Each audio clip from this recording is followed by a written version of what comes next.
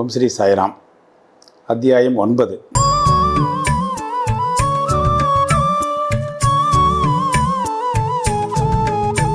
ஒரு முறை பாந்திராவில் ரகுபீர் புரந்தர் பாஸ்கரே அப்படின்ற ஒரு பக்தர் தன்னுடைய குடும்பத்தோட ஷிரடிக்கு செல்றதுக்கு ஆயத்தமாறாரு. அப்போது திருமதி தர்கட்டும் பாந்திராவில் தான் தங்கியிருக்காங்க.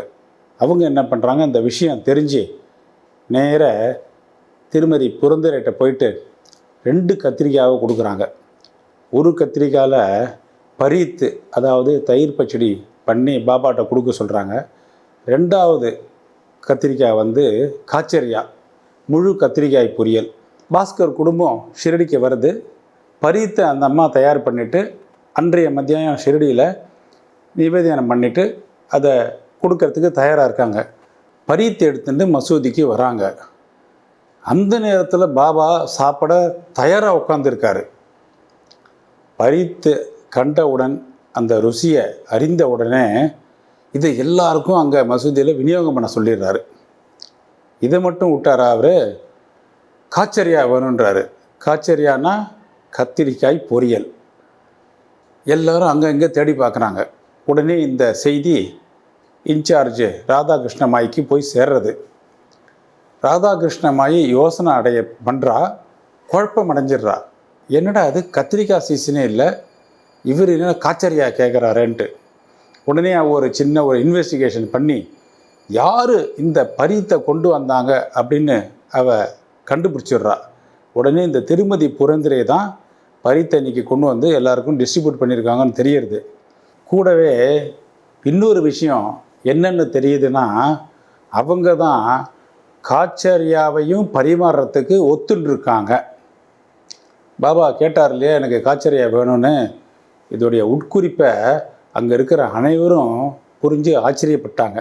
பாபாவுடைய எங்கு நிறை தன்மையும் ஞானத்தையும் அங்கே இருக்கிற பக்தர்கள் தெரிஞ்சுண்டு ரொம்ப ஆச்சரியப்பட்டாங்க. உன் திருவளர் சரிதமும் கண்டேன், அதில் உயர்த்திடும் உணர்வதில் நின்றேன், உயரருள் மொழி வார்த்தைகள் பார்த்தேன், அந்த நூல் வழி என்னை கோர்த்தேன், ஒளி தரும் திரு குருமுக அழகினில் வரம் பெறும் பாக்கியம் தாராய் ஸ்ரீ கோவிலே. 1915ஆம் வருடம் டிசம்பர் மாதம் பாலாராம் கோவிந்த் மான்கர் அப்படின்ற ஒரு பையன் ஷிரடிக்கு சென்று தன்னுடைய தந்தையாருடைய திவசத்தை செய்ய விரும்பினான். போகும்போது திருமதி தர்கட்டை பார்த்து ஷிரடிக்கு போகிறேன்னு சொன்னான். திருமதி தர்கட்டு பாபாவை பார்க்க போகிறதுனால தான் சார்பில் ஏதாவது பாபாவுக்கு கொடுத்து அனுப்பணும்னு அவங்க விரும்பினாங்க. அவங்க வீடு போட தேடி பார்க்குறாங்க. அவங்களுக்கு எந்த ஒரு பொருளும் அவங்களுக்கு கையில் அகப்படலை. ஒரே ஒரு பால் பேடா கிடைக்கிறது. அந்த பால் பேடாவை கொடுத்து அனுப்பலாமா அப்படின்னு பார்த்தா அது ஏற்கனவே நிவேதனம் செய்யப்பட்ட ஒரு ஐட்டமாக இருக்குது. சரி, இதை பாபாட்ட கொடுத்தா அவர் ஏற்றுப்பான்னு சொல்லிட்டு கோவிந்துக்கிட்ட இந்த பால் பேடாவை கொடுத்து என் சார்பில் பாபாட்ட கொடுத்துருப்பா அப்படின்னு சொல்லி அனுப்பிச்சிடுறாங்க. கோவிந்து ஷிரடிக்கு வந்து பாபாவை தரிசித்தான். ஆனால் பேடாவை கையில் எடுத்துட்டு போகல. பாபா பார்க்குறார், சரி நம்ம பக்த பாந்தராவில் கொடுத்த தர்கட் கொடுத்த பேடா நம்மள்கிட்ட அவன் கொடுப்பான் அப்படின்னு யோசனை பண்ணி வாட்ச் பண்ணின்னு இருக்கார். இவன் அதை பற்றி யோசனையும் பண்ணல, கொடுக்கவும் இல்லை. திரும்பி போயிடுறான். மாலையில் திருப்பி பாபாவை பார்க்க வரான். அப்பவும் வெறுங்கையோடு வந்திருக்கான். அப்போ பாபா என்ன பண்ணிட்டார், கேட்டார், எனக்கு என்னப்பா கொண்டு வந்திருக்கு அப்படின்னு. இவன் ஒன்றும் கொண்டு வரலன்னு வெறுங்கையை ஆட்டுறான். சரி பார்த்தார், அவருக்கு கோபம் வந்துடுது. எனக்கோசரம் என்ன கொண்டு வந்திருக்க திரும்பி கேட்கும்போது ஒன்றும் கொண்டு வரலன்னு சொல்கிறான் இல்லையா. என்னுடைய அம்மா ஒரு இனிப்பு பலகாரத்தை கொடுத்தாங்களே, அது எங்கே அப்படின்னு கேட்குறாங்க. அவர் பேடான்னு கேட்கல. இவனுக்கு அப்போ தான் மண்டையில் உரைக்கிறது. உடனே பாபாட்ட மன்னிப்பு கேட்டு தான் இருந்த இடத்துக்கு போயிட்டு அந்த பேடாவை கொண்டு வந்து பாபாட்ட கொடுத்துட்றான். பாபா ரொம்ப ஆவலாக அதை எடுத்து தான் வாயில் போட்டு ரொம்ப சந்தோஷமாக ஃபீல் பண்ணுறாரு. இதுலேருந்து என்ன தெரியுதுன்னா, பக்தர்கள் கடவுளை எப்படி விரும்புகிறாங்களோ அதே போல் அவங்களும் அவங்கள நம்பி அவங்கள ஆதரிக்கிறாங்களான்றத திருமதி தர்கட்டுடைய விஷயம் மூலம் எல்லாருக்கும் நிரூபிக்கப்பட்டு உணரவும் பட்டது.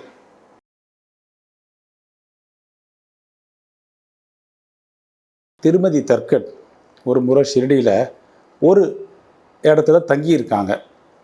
அது மதிய நேரம் உணவு பரிமாறும் நேரமாக இருக்கிறது. அந்த நேரத்தில் ஒரு நாய் வந்து குறைக்கிறது. இவங்க ஒரு ரொட்டி துண்டை அந்த நாய்கிட்ட போட்டுடுறாங்க. அந்த நாய் அதை நல்லா கவ்வி முழுமையும் திருப்தியாக சாப்பிட்டு அங்கேருந்து போயிடுறது. மதிய நேரம் திருமதி தர்கட் மசூதியில் பாபாவை நமஸ்கரிச்சுட்டு கொஞ்சம் தூரம் தள்ளி உட்காந்துருக்காங்க. அந்த நேரத்தில் பாபா அவங்கள்ட்ட, நான் பெருமளவு திருப்தியுடன் உண்பிக்கப்பட்டு என்னுடைய பிராணன்கள் அனைத்தும் நிறைவு பெற்றன அப்படின்னு சொல்கிறாங்க. திருமதி தர்கட்டுக்கு ஒன்றுமே புரியல. அவங்க என்ன பண்ணுறாங்க பாபாட்ட, பாபா நீங்கள் என்ன சொல்கிறீங்கன்னு எனக்கு புரியல, நான் என்ன உங்களுக்கு உணவு கொடுத்தேன்னு எனக்கு புரியவே இல்லையே, நானே இன்னொருத்தங்களை நம்பி பணம் கொடுத்து நான் சாப்பிட்டுட்டு இருக்கேன் அப்படின்னு தர்கட்டு பாபாட்ட சொல்கிறாங்க. இதற்கு பாபா, அந்த கவர்ச்சி மிகு ரொட்டியை உண்டு நான் மனப்பூர்வமாக திருப்தி அடைந்தேன். நான் இன்னும் ஏப்பம் விட்டு கொண்டிருக்கிறேன். உணவு வேளைக்கு முன்னர் நீ பார்த்த ரொட்டி அளித்த நாயானது என்னுடன் ஒன்றியதாகும். இவ்வாறாகவே மற்ற உயிரினங்களும், அதாவது பூனைகள், பன்றிகள், ஈக்கள், பசுக்கள் ஆகியன என்னுடன் ஒன்றானவை ஆகும். நான் அவைகளின் உருவத்தில் உலாவிக் கொண்டிருக்கிறேன். பாபாவோட இந்த அமிர்தமான மொழிகளை கேட்ட திருமதி தர்கட்டு உள்ளம் உருகி அவள் கண்களில் கண்ணீர் மல்க, தொண்டை அடைக்க எல்லையற்ற மகிழ்ச்சி அடைஞ்சிடுறான். போகிற போக்கில் ஒரு பசி உள்ளவனுக்கு நம்ம ஒரு சாப்பாடு போட்டு கொடுத்தா அவனுடைய பசி தீர்றது, அது பாபா சந்தோஷப்படுவான்றதை நம்ம நினைக்கணும். அதே மாதிரி நாய், பூனை இந்த மாதிரி ஜந்துக்களுக்கும் ஒரு பிஸ்கெட்டோ ஒரு பாலோ கொடுத்தா கூட அது ஒரு திருப்தியாக சாப்பிட்டாலே அதுவே பாபாவை திருப்திப்படுத்துகிற மாதிரி அவர் சொல்கிறாரு. அத்தியாயம் 9 முடிவடைகிறது. ஓம் ஸ்ரீ சாய்ராம்.